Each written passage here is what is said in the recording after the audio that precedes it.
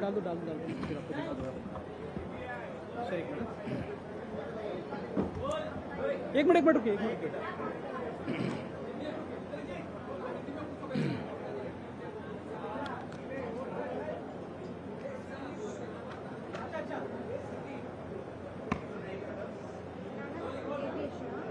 Government की तरफ से आया है 27 ग्लोबल हाईएस्ट ऑनर्स। ये लाइट आया क्या?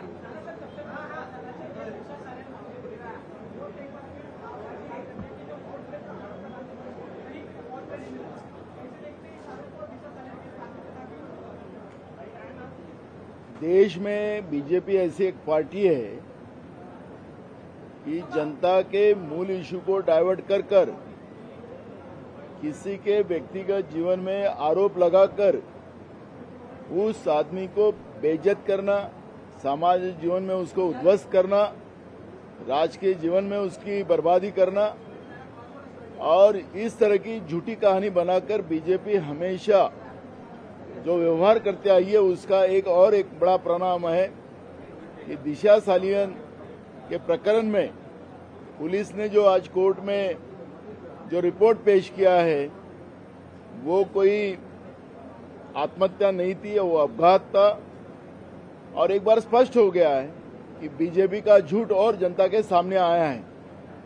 जिस राजीव गांधी जी ने इस देश को 21वीं शताब्दी की तरफ लेके गए, जो आपके पास कंप्यूटर दिया, मोबाइल दिया, नई जनरेशन को उनकी बुद्धिमत्ता को ताकत दिया, उस राजीव गांधी जी को भी इन लोगों ने बोफोर्स तोप के नाम से बदनाम किया और ये सत्ता में आए। तो ये ऐसे भाजपा का जो षड्यंत्र है अब दिशा सालियन प्रकरण के माध्यम से जनता के सामने आ गया है और ये झूठ पार्टी है भाजपा, ये अब जनता के सामने स्पष्ट हो चुका है।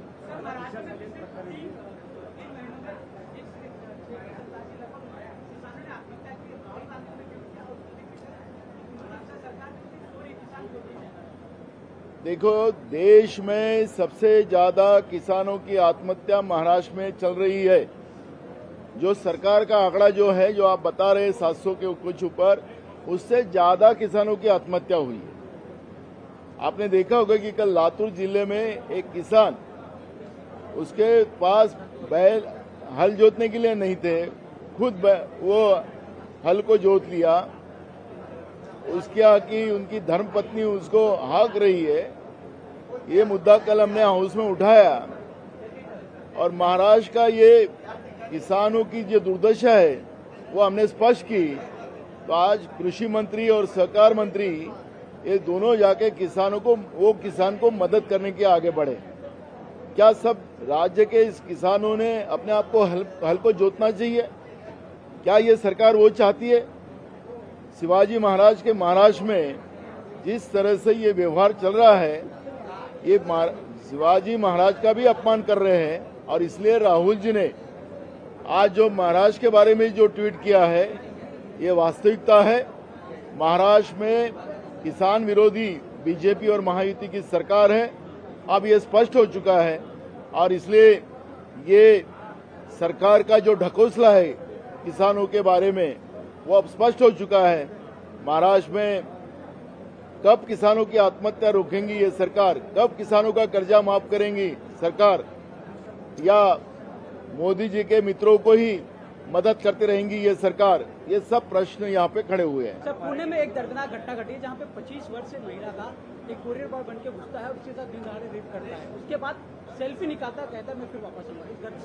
कैसे देख रहे पुणे में? महाराष्ट्र में कानून व्यवस्था है वही भी अब उसका कोई ठिकाना नहीं रहा है।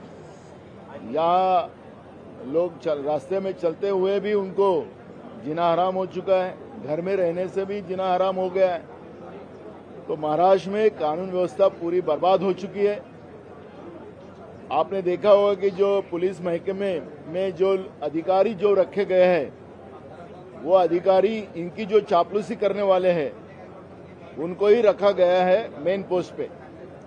महाराष्ट्र की डीजी जो है वो खुद ही बीमार है और लेकिन उसको 2 साल का एक्सटेंशन देकर उसको क्यों सपोर्ट कर रहे?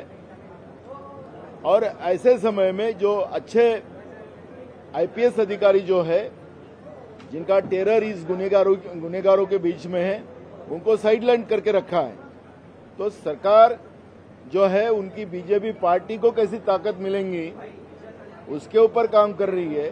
सरकार कानून व्यवस्था में जनता के हित में काम नहीं कर रही है और इसलिए पुणे जैसे शहर में, जिस शहर का पालक मंत्री राज्य का उप मुख्यमंत्री है और खुद ही अपना नाम उसका दादा नाम रखा है, तो दादा का भी डर खत्म हो गया है। अब पुणे में ऐसी घटनाएं बड़े पैमाने में बढ़ते जा रही है।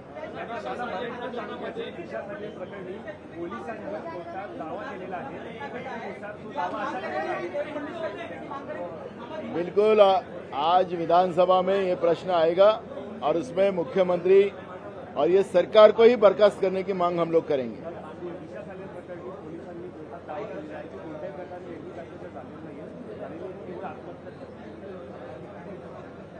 बघा, ही घटना जी आहे आज पोलिसांच्याच रिपोर्टमध्ये स्पष्ट झालेलं आहे। ज्याप्रमाणे ठाकरे परिवाराला गुंतवण्याचा प्रयत्न भाजप करत होती, ते प्रकरण आता त्यांचं फसलेलं आहे। भाजप हा खोटारडा पक्ष आहे। या देशाचे प्रधानमंत्री राजीव गांधी ज्यावेळेस होते त्यांनी 21वी शताब्दीकडे हा देश नेला। या देशाच्या तरुण पिढीच्या हातात कॉम्प्युटर दिला, मोबाईल दिलं। अशा राजीव गांधींनाही सुद्धा बोफोर्स तोफच्या सौद्यामध्ये भ्रष्टाचार झाला आणि त्यांच्यावर आरोप लावण्यात आले होते। ते तर यांच्या सरकारमध्ये निर्दोष झाले। पण मूळ प्रश्न आहे की या पद्धतीचं जनतेचे प्रश्न डायव्हर्ट करून कुठल्याही राजकीय पक्षाच्या यांच्या विरोधात असलेल्या राजकीय पक्षाच्या त्या नेत्यांवर या पद्धतीच्या खोटे आरोप लावून त्याला बदनाम करायचं, पर्यायाने त्याच्या पक्षाला आणि त्याच्या विचाराला बदनाम करायचं, हे बीजेपीचं काम आहे। आदित्य ठाकरे प्रकरणामध्ये ठाकरे परिवाराला जे बदनाम करण्याचं काम भाजपने केलं होतं ते कसं खोटं होतं, राजीव गांधीला जे खोटे आरोप केले होते कसं खोटं होतं, हे आता त्याच्यातून स्पष्ट झालेलं आहे। आणि म्हणून भाजप हा खोटारडा पक्ष आहे हे त्याच्यातून सिद्ध झालेलं आहे।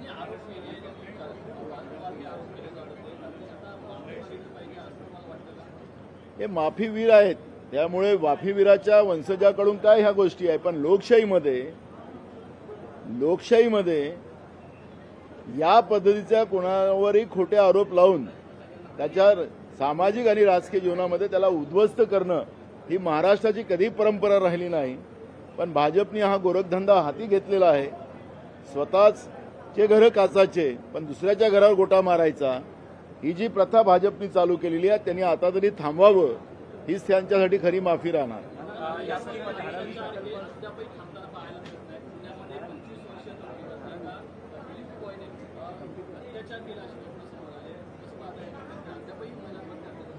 महाराष्ट्रामध्ये कायदा सुव्यवस्था राहिलेला नाही। महाराष्ट्र हे आता काही राज्यांचं नाव, मी कुठल्या राज्याचं नाव घेणार नाही, मी आपल्याला सगळ्यांना माहिती आहे कुठल्या राज्याबद्दल बोललं जात होतं। पण महाराष्ट्र आता त्याच्याही पुढे गेलेला आहे।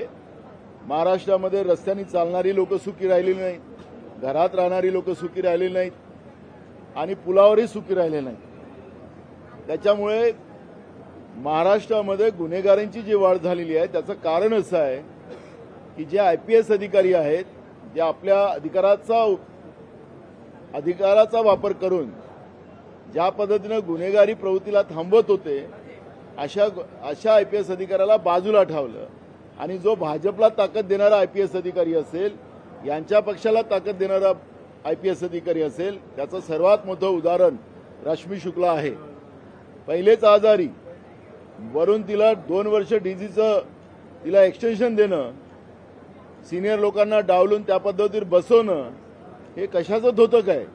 आणि म्हणून त्याला काही वेगळा आरोप नाही लावत, भाजप पक्षाला मजबूत करण्यासाठी या प्रशासकीय व्यवस्थेचा वापर केला जातोय हे याच्यातून सिद्ध होते आहे।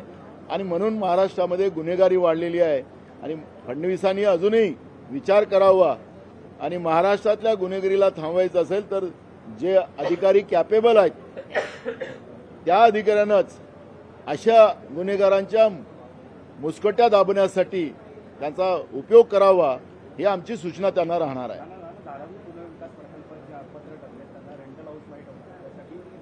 डम्पिंग ग्राउंडची जागा निश्चित करण्यात आली आणि जवळपास त्यासाठी 2068 कोटीचा टेंडर काढण्यात आला आणि मुळात हा सगळा खर्च महापालिका काढणार. 2024 मध्ये ज्यावेळेस एकनाथ शिंदे या राज्याचे मुख्यमंत्री होते त्यावेळेस महानगरपालिकेच्या माध्यमातून, कारण की नगरविकास खातं त्यांच्याकडे होतं,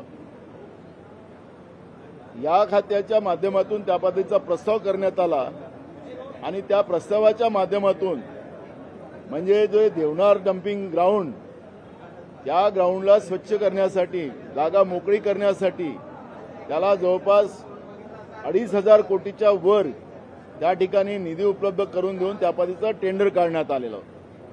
त्यामध्ये ठरवून घेतलेलं होतं, त्याच्यात अटी त्या पद्धतीच्या टाकल्या गेलेल्या होत्या की ज्या सरकारमध्ये बसलेल्या लोकांना त्याचा मलिंदा कसा मिळेल यावर त्याच्यात काम केलं गेलं. योगायोगाने एकनाथ शिंदे मुख्यमंत्री झाले नाहीत, आता मुख्यमंत्री झाले तर देवेंद्र फडणवीस. आता जे एकनाथ शिंदेचे जे काही कंपन्या होत्या त्याला एक हिस्सा पण द्यायला तयार नाहीत. त्याचे 3 टप्पे पाडले गेलेले आहेत, त्याच्यातला एक टप्पा पण एकनाथ शिंदेला दिला जात नाही. आणि सगळ्याच्या सगळं जे ए ग्रुप आहे, जसं पहिलेच्या काळामध्ये मुंबईमध्ये डी गँग चालायचं, आता ए गँग चाललेली आहे. मुंबई ए गँगला विकली जाते आहे आणि सगळ्याच्या सगळं काम आता ए गँगला दिलं जाणार आहे. आणि त्या ए गँगच्या पाठीशी केंद्रातलं सरकार आणि राज्यातला मुख्यमंत्री हा त्यांच्या पाठीशी आहे. आता हे युद्ध जे एकनाथ शिंदे आणि देवेंद्र फडणवीसाचं ह्या मलिंदा खाण्यासाठी मुंबई शहराच्या जनतेच्या घामाचा पैसा जो उधळपट्टी केला जातो आहे तो कसा केला जातो त्याचं स्पष्ट उदाहरण आपल्याला पाहायला मिळते. आम्ही विधानसभेत हा मुद्दा उपस्थित करू आणि हे जे या पद्धतीचं ए गँगला पूर्ण राज्य लुटून दिलं जात आहे, मुंबई लुटून दिली जाते आहे आणि महाराष्ट्राच्या जनतेला आत्महत्या करायला बाध्य केलं जात आहे, हे काँग्रेस कधीच सहन करणार नाही. ही लढाई काँग्रेस त्या ठिकाणी पूर्ण लढाई उभी करेल आणि सरकारचा हा जो ए गँगमध्ये लपलेला जो चेहरा आहे त्याचा पर्दाफाश करण्याचं काम आम्ही लोक करणार आहोत. सर, मनसे आणि आता ठाकरे बंधू एकत्र येत असताना काँग्रेसची भूमिका काय असणार आहे? व्यवस्थापनातील हा सगळ्यात मोठा टेंडर आहे. जवळपास 23 कचरा हा दररोज महापालिका उचलते. अहो, हे संडास खायला सोडत नाही तर कचरा काय सोडणार आहे? हे कचऱ्यामध्ये पण खातात. हे कचऱ्यामध्ये खाणारी ही किडे आहेत आणि त्याच्यामुळे कचऱ्यातही पैसा कसा कमवता येईल, पैसा कसा खाता येईल त्याच्यावरचं हे कृत्य आहे. त्याच्यामुळे कचऱ्या, संडास सगळं त्याच्यामध्ये काहीच आता यंत्र राहिलं नाही. सगळं खाण्याचंच काम ह्या लोकांनी सुरू केलेलं आहे. जसं लालू प्रसादवर चारा घोटाळ्याचा आरोप होता तसं आता हे कचरा आणि संडासा खाण्यामध्ये पण आता मागे पुढे पाहत नाही. आणि त्याच्यामुळे हा जो देवनार डम्पिंग ग्राउंडचा जो प्रश्न आहे हा कचरा खाण्याचा प्रकार आहे. त्या माध्यमातून राज्याच्या जनतेच्या घामाचा पैसा जो यांच्या तिजोरीत आहे तो लुटतात कसा आहे ते सगळ्यात मोठं उदाहरण हे आहे. ठाकरे बंधू एकत्र येत आहेत, त्याची जय्यत तयारी सुरू झाली आहे. तर दुसरीकडे मिरापूरमध्ये मराठी बोलायला न आल्यामुळे एका व्यक्तीला मनसेकडनं मारहाण सुद्धा करण्यात आलेली आहे. कसं बघताय? बघा,